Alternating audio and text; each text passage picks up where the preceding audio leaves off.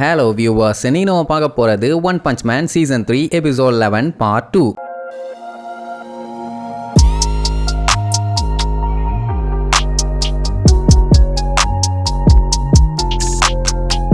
Open பண்ணா நம்ம சைட்டமாவை காட்டுறாங்க. அவன் அந்த டனல்குள்ள தானே போயிட்டு இருக்கான். ஆளாளுக்கு அங்க ஒவ்வொரு ஹீரோ சண்டை போட்டுட்டு இருக்காங்கல்ல, அதனால அந்த இடமே கொஞ்சம் அதிர்ந்துகிட்டு இருக்குது. சைட்டமாக்கு பயம் அவன் வீட்டுக்கு எதுவும் ஆயிடக்கூடாதுன்னு, அதனால கொஞ்சம் பயந்துகிட்டே தான் போவான். அதே நேரம் இங்க ஒரு மான்ஸ்டர் கூட்டம் அவங்க பவர்ஸ் எல்லாம் யூஸ் பண்ணி கண்ணா பின்னான்னு ஒருத்தன் அடிப்பாங்க. செத்துட்டானான்னு பார்த்தா சாவல. யாருன்னு தெரியுதா? பூரி பிரிசனர். அட்டாக்க வாங்கிக்கிட்டு போஸ் கொடுத்துட்டு நிக்கிறான். இது ஒரு டைம்னா பரவாயில்ல, ஒவ்வொரு டைமும் இவன் இதையே தான் பண்ணிட்டு இருக்கான். இது உடம்பு தானா இல்ல வேற ஏதாவது கன்றாவியான்னு அந்த மான்ஸ்டர்களுக்கே புரியல. அவன் என்னடானா வில்லத்தனமா பேசுவான்னு பார்த்தா, கடல்ல இருக்கு தண்ணி, அழகில நான் கண்ணி, தப்பா ஏதாச்சும் சொன்னா மண்ணி அப்படின்னு ஒண்ணு. இதுங்க பார்த்துட்டு போடா பண்ணி, இவன் கூட சண்டை போட்டு செத்தோன்னு சரித்திரம் இருந்தா கூட பரவாயில்ல, இந்த நாய் பேசியே நம்மளை கொன்னுட்டான்னு மட்டும் வெளியில தெரிஞ்சிடக்கூடாது, அது நம்ம மொத்த வம்சத்துக்கே அவமானம், அதனால வாங்க ஓடிலான்னு விழுந்தடிச்சு ஓடுவாங்க. அப்போ வேக்குமருங்கிற ஒரு யானை மான்ஸ்டர் குறுக்க வந்து இவங்க எல்லாத்தையும் தடுத்து, ஏண்டா அறிவு கட்டவனுங்களா நீங்கெல்லாம் இப்படி பயந்து ஓடுனீங்கன்னா இதை கீரோ பார்த்தாருன்னா கடுப்பாக மாட்டாரு அப்படின்னா வண்டையா திட்டுவாங்க. இவ்வளவு பேசுறிய வளர்ந்து கிட்டவனே, அந்த ஆம்பளை தொண்டை கிட்ட போய் நீ பேசிப்பாரு, எங்களால முடியல, பேசியே கொல்லுவான் போல, கால ரத்தம் வருது, முடிஞ்சா நீ போய் சண்டை போடுறா கருங்குரங்கு மண்டையானவன. சரி ஓகே, பட் அதுக்கு உங்க பவர்ஸ் எல்லாம் எனக்கு வேணும்னு சொல்லி அந்த யானை அதோட தும்பிக்கையை வச்சு அங்க இருக்க மான்ஸ்டர்ஸ் எல்லாத்தையுமே அப்படியே உறிஞ்சிரும். இல்ல அதாவது அங்க இருந்த மான்ஸ்டர்ஸ் எல்லாத்தையுமே அது சாப்பிட்டுச்சு. ஏன்னா அப்பதான் அதுங்களோட பவர் இதுக்கு கிடைக்கும்னு. இவன் பார்த்துட்டு மிரண்டுட்டான். என்னடா இது, சோத்துக்கு செத்தவனா இவன், இந்த தீனி திங்கிறான், ஏன்டா வால் தாண்டா, அவனுங்களை ஏன்டா தின்னு கேட்டா, இதெல்லாம் வாலிப வயசு, இப்பதான் தம்பி ஊறுகாய் தொட்டு தின்றுக்கேன், இனி உன்னைய போட்டு தள்ளி உன்னைய நான் தின்னுட்டேன்னா உன்னோட பவர்ஸும் எனக்கு கிடைச்சிரும்னு சொல்லி மொத்த பவர்ஸையும் வச்சு அவனை அட்டாக் பண்ணுவான். அந்த இடமே புகமண்டலமாயிரும். இல்ல இன்னொரு மேட்டர் என்னன்னா, இந்த யானை பயலால அவன் தின்னானே மான்ஸ்டர்ஸ் அவங்களோட பவர்ஸை யூஸ் பண்ணவும் முடியும், வேண்டான்னா தூக்கி போடவும் முடியும். இப்போதைக்கு இவங்கிட்ட இருக்க பவர்ஸ் எல்லாத்தையும் வச்சு வந்திருக்க எல்லா ஹீரோஸையும் கொல்ல போறேன்னு வேற சபதம் விட்டுக்கிட்டு இருப்பான். அப்போ புகைக்குள்ள இருந்து ஒரு வாய்ஸ், ஏன்டா எரும மாடு, அவ்வளோ பவர்ஸ் வச்சிருக்கேன்னு எல்லாத்தையும் வச்சு எண்ணி அடிச்ச, எனக்கு ஒரு கீரல் கூட விழல,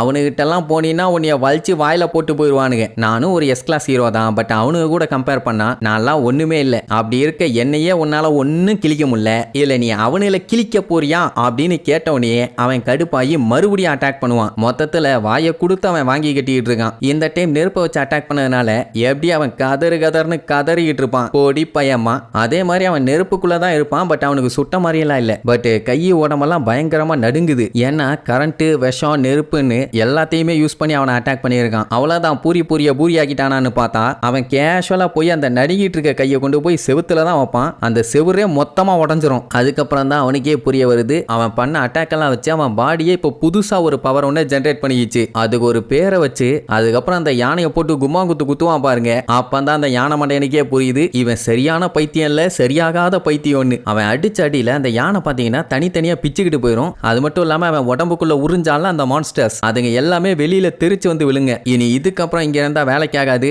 நம்மளை கொன்றுவாங்கன்னு சொல்லி அங்க இருந்த மான்ஸ்டர்ஸ் எல்லாம் தப்பிச்சு ஓட ஆரம்பிச்சிருவாங்க. பட் அவங்களுக்குமே பயம் இருக்குது, கீரோ கிட்ட இப்படியா போனா அவனைய போட்டு தள்ளிடுவான், என்ன பண்றது, சிக்கி சின்னாபின்னமாயிட்டு இருக்காங்க. அப்போ பூரியை நோக்கி இன்னொரு செட் ஆஃப் மான்ஸ்டர்ஸ் பேசிக்கிட்டே வருவாங்க. அந்த வாய்ஸை இவன் இதுக்கு முன்னாடி எங்கேயோ கேட்டிருக்கான். இதுல இன்னொரு மேட்டர் என்னன்னா, இந்த மான்ஸ்டர்ஸ் ஆல்ரெடி பூரி பிரிசனரை போட்டு தள்ள ட்ரை பண்ணிருக்காங்க, ஆனா முடியல. ஏன்னா அவன் கழுத்து வந்து பயங்கர ஸ்ட்ராங்கா இருக்குமாமா. அன்னைக்கு தப்புஸ்டான், பட் இன்னைக்கு எப்படியாச்சும் இவனை போட்டு தள்ளணும் அப்படின்னு சொல்லும் போதுதான் காட்டுறாங்க, இவங்க எல்லாருமே பூரி பிரிசனர் கூட ஜெயில இருந்தவங்க. ஆல்ரெடி அவனை கொல்ல ட்ரை பண்ணிருக்காங்க, மனுஷனா இருந்ததுனால முடியல, இப்பதான் மான்ஸ்டர் ஆயிட்டாங்கல்ல, சோ பவர் அதிகமாயிருச்சு, இந்த டைம் போட்டு தள்ளிடலான்னு கான்பிடென்ட். மெயினா இவங்களை காப்பாத்தாதானே அவன் இங்க வந்ததே. அவன் இவங்களை பார்த்துட்டு கதறுவான், எல்லாம் எவ்வளவு அழகா சூப்பரா இருந்தீங்க, உங்களடா பார்த்துக்கிட்டே இருப்பேன், ஆனா கடைசியில இப்படி கர்ண கொடூரமா வந்து நிக்கிறீங்களேடா படாவதி பயலுகளா, சரி பரவாயில்ல உங்களுக்காக நான் இறங்கி வர்றேன் அப்படிங்கும் போது மூஞ்சிலேயே ஒரு குத்து. அதுக்கப்புறம் ரவுண்டு கட்டி குத்துவானுங்க பாருங்க.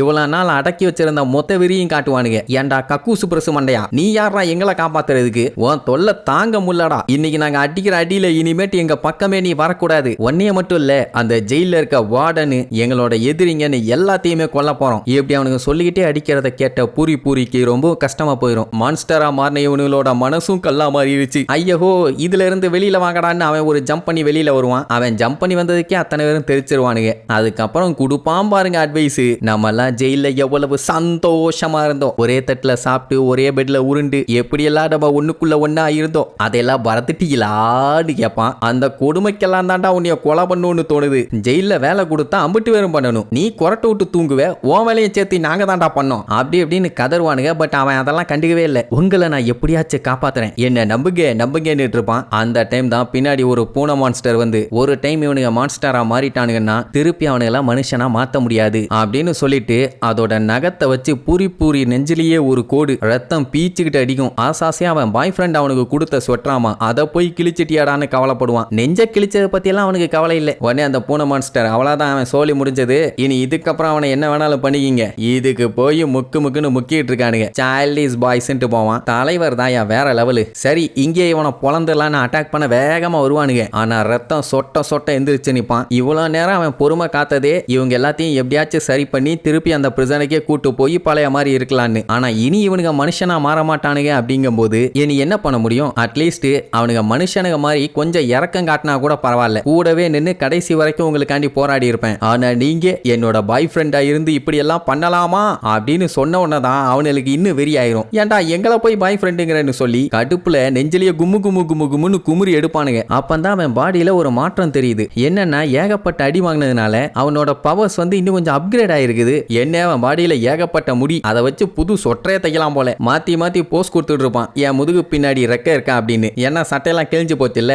நீ இன்னும் மலர் தேவதைன்னு மனசுக்குள்ள நினைச்சுக்கிட்டு இருக்க, செருப்பு பிஞ்சு போயிருப்பாங்க. அவனுக்கு ஒண்ணு புரிஞ்சு போச்சு, அவன் பாடி நல்லா அடிய தாங்குற அளவுக்கு அப்கிரேட் ஆயிருக்குதுன்னு. ஆனா ஃபர்ஸ்ட் இவங்களை எதுவும் பண்ண மாட்டான், அந்த பூனை இருக்குது இல்ல, அதான் இது எல்லாத்துக்குமே காரணம். அதனால அதை புடிச்சு காலி பண்ணிட்டு அதுக்கப்புறம் உங்ககிட்ட நான் வர்றேன்னு சொல்லி அந்த பூனையை நோக்கி ஓடி வருவானா. அதை பார்க்கும் போதே இவனுக்கு சகிக்கல. ஏன்னா இதுக்கு முன்னாடி இந்த பூனையை வச்சிருந்த அவனோட மாஸ்டர் பாசங்காட்டுங்கிற பேர்ல பல்லு விளக்காமல்லாம் வந்து முத்தம் கொடுத்துக்கிட்டு இருப்பான். இந்த முடி வளர்ந்த மூதேவி கூட எல்லாம் நம்ம சண்டை போகணும்னு அவசியம் இல்லை, இவனை பெரிய மான்ஸ்டர்ஸ் கிட்ட கோர்த்து விட்டுருவோன்னு அங்க இருக்க சின்ன கேப்புக்குள்ள பூந்துருவான். இவனுக்கே ஷாக்கு, எப்படி இவ்வளோண்டு கேப்புக்குள்ள அவன் பூந்தான்னு. அவன் தான் பூனையாச்சே, 3 சென்டிமீட்டர் ஸ்பேஸ் இருந்தா போதுண்டா, ஈஸியா பூந்துருவேன்பா. உன்னை பார்த்தாலே வாமிட்டா வருது, உன் கூட எல்லாம் சண்டை போட முடியாது, நான் வேற ஹீரோவை பாத்துக்கிறேன்னு கிளம்பிடும். சரி அவ்வளவுதான், இனி அவங்க கூட தான் சண்டை போடுவான்னு பார்த்தா அவன் செவுத்த உடைச்சுக்கிட்டு ஏதோ தண்ணியில நீந்தி போற மாதிரி செவுத்துக்குள்ள பூந்து போயிட்டே இருக்கான். அந்த பூனைக்கே என்ன பண்றதுன்னு தெரியல. இவன் என்ன பைத்தியம் பிடிச்ச பரதேசி பயலா இந்த வேகத்துல வந்துகிட்டு இருக்கான், எனக்கு பிடிச்சாதான்டா நான் சண்டை போடுவேன் அப்படின்ட்டு மின்னல் வேகத்துல எஸ்கேப் ஆகி போவான். ஆனாலும் பூரி பிரசனர் விடுற மாதிரி இல்ல, நீ எவ்வளவு வேகமா எங்க போனாலும் உன்னை விட மாட்டேன்னு கேப் விடாம விரட்டி வருவான். அப்ப அந்த பூனை என்ன பண்ணும், அவன் அடிகாலம் இருக்காங்கல்ல மறுபடியும் அங்க வந்து தப்பிச்சு ஓடுமா. அவ்வளவுதான், நம்ம பாஸ் அவனை போட்டு தள்ளிட்டாரு போல.